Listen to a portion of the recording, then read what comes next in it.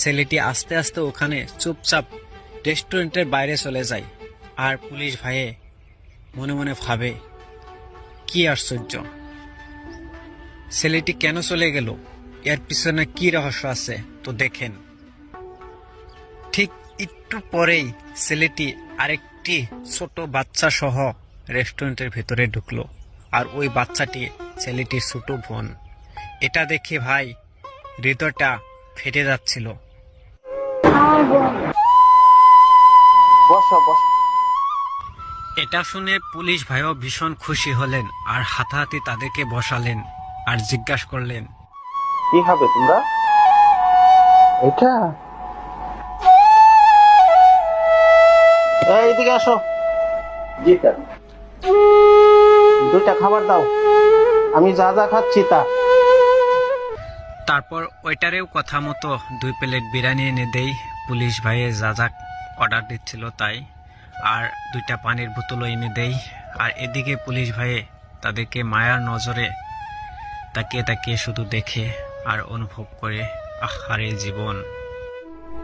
বাবা খাও, কোনো বই নেই, খাও।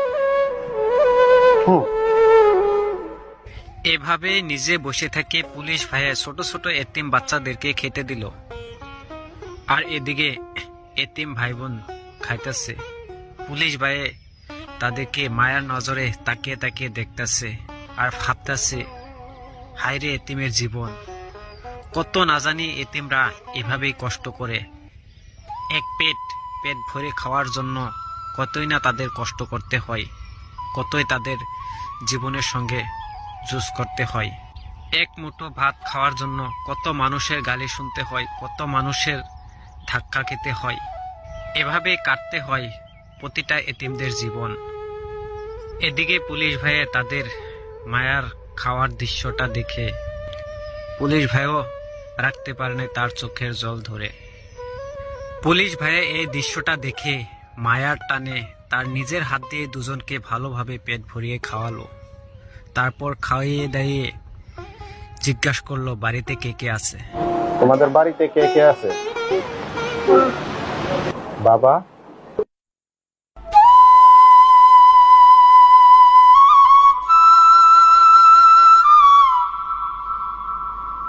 এইদিকে আসো তো। ওদেরকে 1 প্যাকেট খাবার পার্সেল করে দাও।